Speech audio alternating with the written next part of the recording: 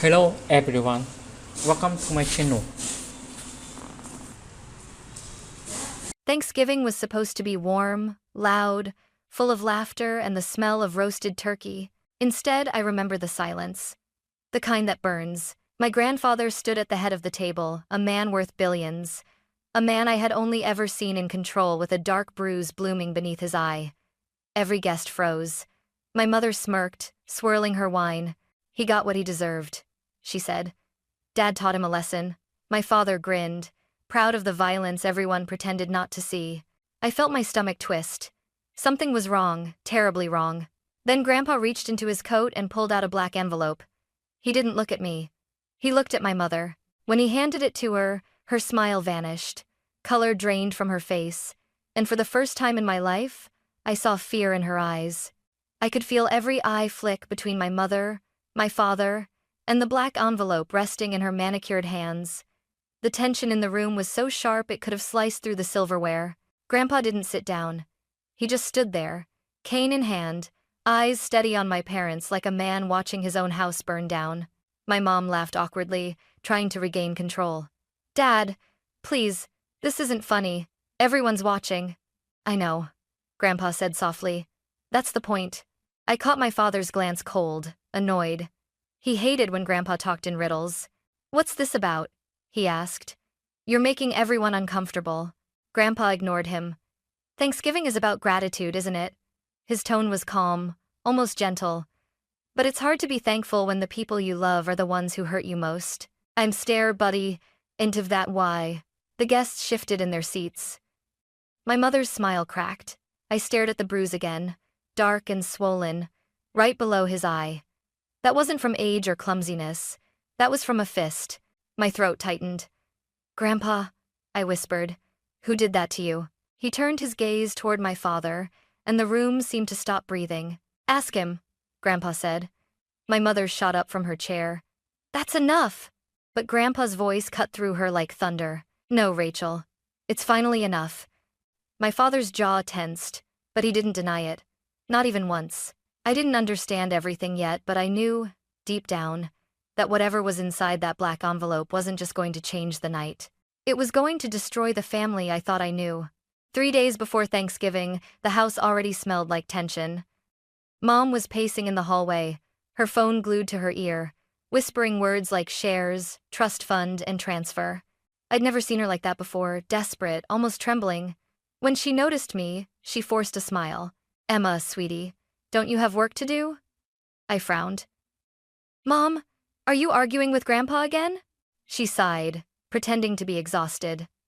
"Your grandfather's stubborn. He thinks the world owes him loyalty because he's rich. But we're family. That money should stay in the family." Her tone made me uneasy. "He already helped us," I said quietly. "He paid off the lake house, Mom." "That was nothing," she snapped. "After everything we've sacrificed for him?" But the truth was, Grandpa hadn't asked us to sacrifice anything. My parents chose to live under his wealth, his house, his cars, his lifestyle. That night, I overheard them arguing in their bedroom. My father's voice was low but venomous. "He's rewriting the will, Rachel. I saw the lawyer's call log. He's cutting us out." "Then we'll make sure he doesn't get the chance," Mom whispered. Those words froze me in the dark hallway. I stood there, heart hammering, realizing this wasn't about family anymore. It was about control. The next morning, Grandpa showed up at breakfast with his usual calm presence, same suit, same silver watch, same half smile. But there was something new in his eyes, something sharper. He looked at my parents and said simply, "I hope you both remember that greed always has a cost." They laughed it off. But by the end of that week, that cost had come due and it left a bruise under his eye that the whole world would see. Back at the dinner table, time felt slower, heavier. The sound of forks scraping plates echoed like thunder in my chest. Grandpa stood still at the head of the table, his bruise dark under the chandelier light. "Before we eat," he said quietly, "there's something I need to give you, Rachel." My mother looked confused, feigning politeness. "Dad, can this wait?" "We have guests." "No," he interrupted. "It's long overdue." He reached inside his coat pocket and pulled out that same black envelope. Thick, glossy, sealed with red wax. It looked more like a weapon than a document. He placed it in front of her plate, the way a judge might place a verdict. "What is this?" she asked, laughing nervously. "A reminder," he said. "For you. And for him." His gaze flicked toward my father. My father leaned back, arms crossed. "You're being dramatic, Henry." Grandpa's eyes didn't move. "I've earned the right to be dramatic after what you did." The words froze the air. I glanced around. The guests looked anywhere but at us. Even the candles seemed to burn quieter. My mother's fingers trembled as she broke the seal and pulled out a folded letter. A flash drive slid out onto the table. She unfolded the paper, her smile fading with each line she read. What is this?" she whispered. Grandpa didn't answer. Her voice rose, sharp now. "You're accusing us?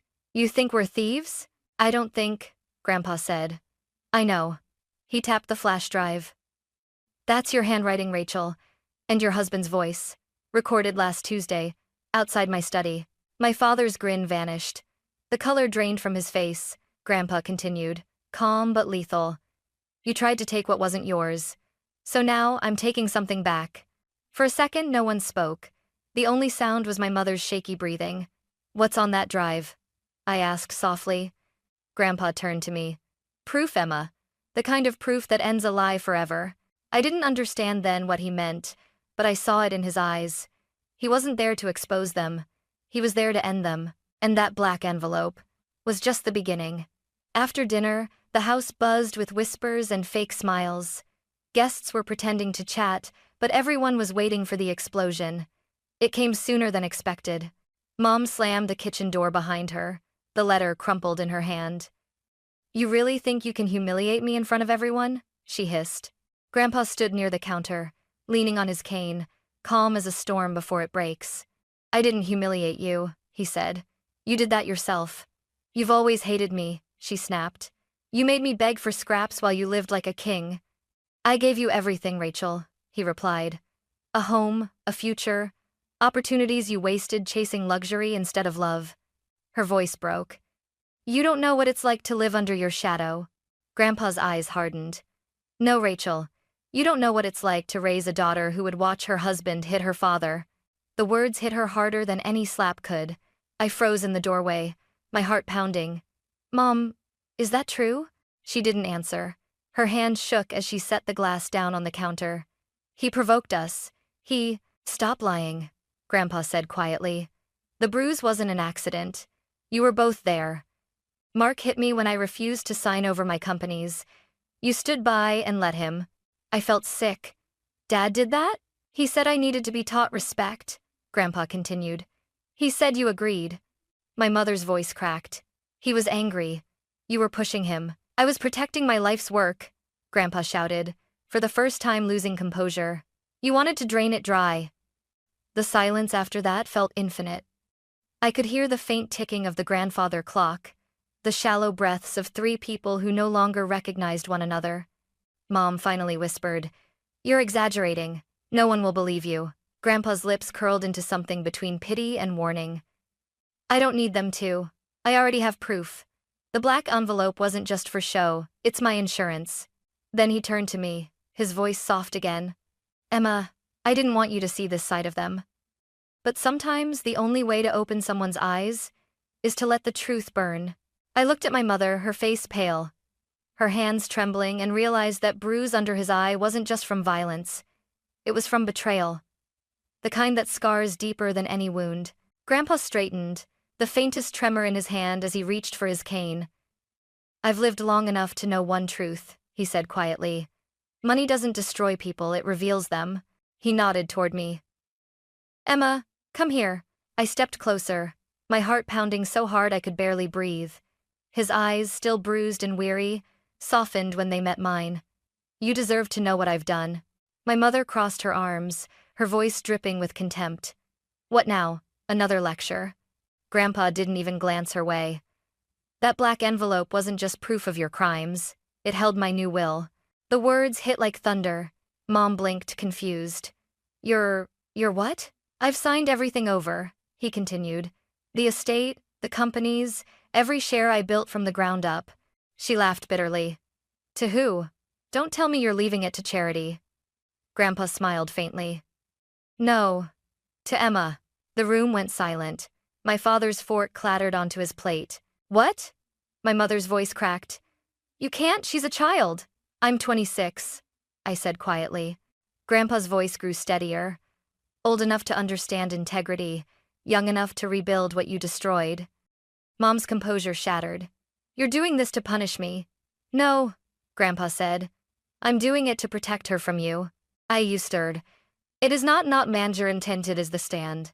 My father stood up, his face red, veins rising along his neck. This is ridiculous. You can't just rewrite everything overnight. We'll contest it. You can try, Grandpa said calmly. But every document is notarized and filed. I even included the recordings from that night, your threats, Mark. The court will hear every word. My father's jaw tightened. You think this will make you a hero? You're a bitter old man. Grandpa's gaze hardened. I'm a man who finally learned that love without boundaries breeds monsters. Mom's tears came fast, furious. You're taking everything from me. No, he said. You took everything from yourself. The words echoed through the dining room. Even the air felt different, charged, heavy, final. I stared at Grandpa, my throat tight. Why me? I whispered. Why trust me with all of this? He smiled softly. Because when you saw the bruise, you were the only one who asked what happened, not what it was worth. Something inside me cracked. For the first time, I understood what he was doing, not just rewriting a will, but rewriting the future. Mom turned away, whispering under her breath, "This isn't over." Grandpa's reply was calm, almost gentle. "It already is." He leaned on his cane, his eyes glistening. "I built this empire to protect my family. Now I'm giving it to the only one who still remembers what that word means." And in that moment, I realized I hadn't inherited his money, I'd inherited his war. The silence after Grandpa's announcement didn't feel real. It was the kind of silence that hums in your bones, thick, electric, waiting for something to break. Then my father laughed, a low, bitter sound. "This is a joke, right? You're senile, Henry. Nobody's going to take this seriously." Grandpa didn't flinch. "You hit me, Mark. You stole from me. You forged my signature. Believe me, the law will take it seriously." My mother's chair screeched across the floor as she shot to her feet. "You can't talk to us like this. We're your family." Grandpa's voice was sharp as glass. "Family doesn't steal. Family doesn't stand by while their spouse throws punches." "Stop it!" I shouted, my own voice trembling. "All of you, just stop!" But they didn't. Mom's tears came fast, her tone twisting between grief and rage. "Emma, he's manipulating you. He's always done this, pitting us against each other so he can stay in control." "That's not true," I said. "Open your eyes," she snapped. "Everything you have, everything you are, came from him, and he'll take it back the moment you disappoint him." I shook my head. "You're the one who disappointed him." She froze. For a second, I thought she might slap me. Instead, she turned toward Grandpa. "You did this on purpose," she said coldly. "You wanted her to hate me." Grandpa's voice softened. "No, Rachel. You did that yourself." Dad slammed his hands on the table. "Enough of this moral crap. You're not thinking clearly, Henry.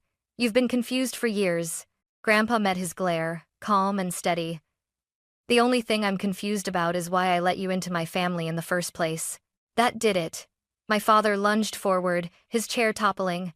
"You old." Before I even thought, I moved. My body was between them before I knew it.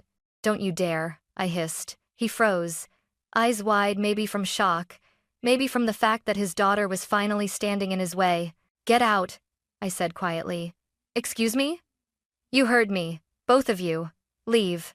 My mother's voice broke. "Emma, please don't do this. We're family." "Family?" I said, my throat tightening. "You stood there while Dad hit him. You tried to steal from him. You lied to me. That's not family." Dad's jaw tightened, fury boiling beneath his skin. "You'll regret this, Emma. You have no idea how this world works." I met his glare head on. "Maybe not, but I know how decency works, and you lost yours a long time ago." Grandpa's hand found mine, his grip firm despite the tremor. "Emma," he said softly, "let them go. There's nothing left here worth saving."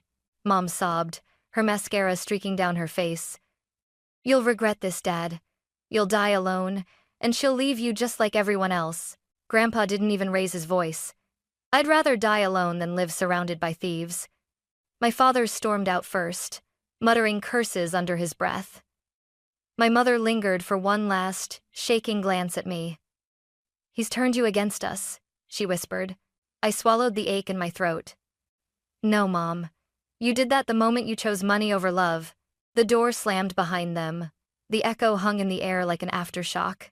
For a long time, no one moved. Then Grandpa exhaled, shoulders sagging. You did what I couldn't, he said. I wiped my eyes. What's that? Ended it. He looked older than ever, but also somehow lighter. It's strange, he murmured. I thought losing them would kill me. Turns out, it just set me free. I squeezed his hand. You're not losing everything, Grandpa. He smiled faintly. No, I'm finally keeping what matters. And as I stood beside him, the empire that once felt built on pride and silence began to feel like something new, something earned through fire and truth. The house felt different after they left, too quiet, too clean, like the air itself was holding its breath. Grandpa sank into his favorite leather chair by the fireplace, exhaustion written across his face. The bruise beneath his eye had turned a sickly shade of yellow. I sat on the rug across from him, knees pulled up, the black envelope between us. For a while, neither of us spoke. The crackle of the fire filled the silence. Then he said softly, "You're wondering what's on that flash drive?" I nodded. He leaned forward, his voice low and steady.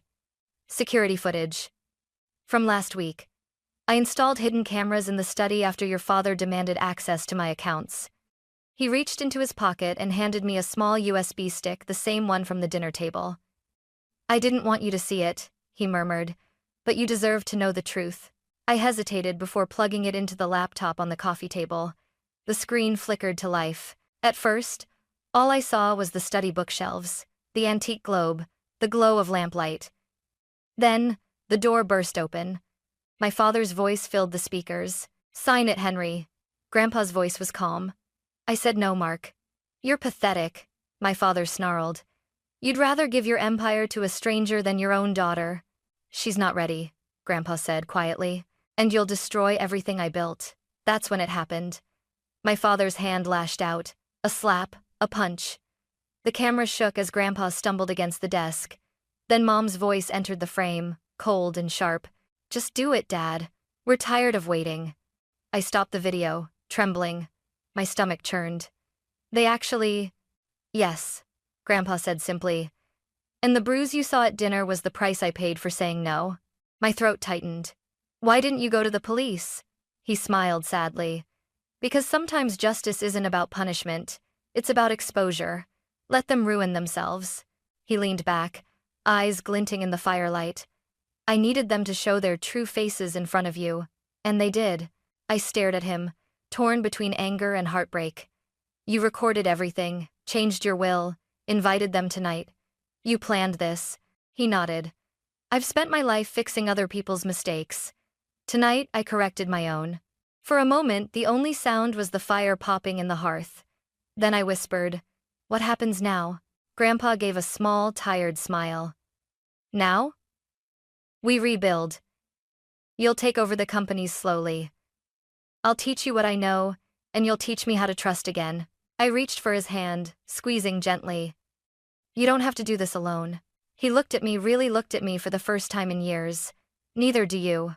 Outside, the wind howled through the trees, carrying the last echo of my parents' shouting voices away into the night. And for the first time, the house felt like it belonged to us, not as an empire, but as a beginning. A year later, the same dining room that once echoed with shouting and shame was warm again, filled with laughter, light, and the smell of roasted turkey. This time, there were no raised voices, no black envelopes, no bruises. Grandpa sat at the head of the table, his cane resting beside him, a soft smile lighting up his face. He looked older, yes, but lighter, freer, like the ghosts of last year had finally left him. I stood beside him, helping pour wine into crystal glasses for our guests, his old business partners, our loyal staff, even Mrs. Lane, the housekeeper who'd known me since I was 5. For the first time in forever, it felt like family. Halfway through dinner, a courier arrived at the door with a small envelope.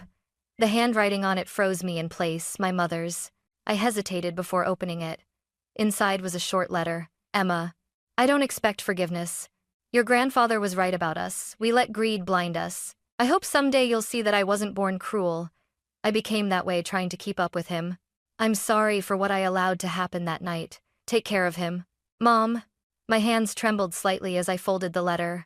Grandpa watched me quietly. Will you answer her? He asked. Maybe one day, I said. When I know she's changed. He nodded. Forgiveness isn't a debt. It's a gift. Give it when your heart's ready, not before.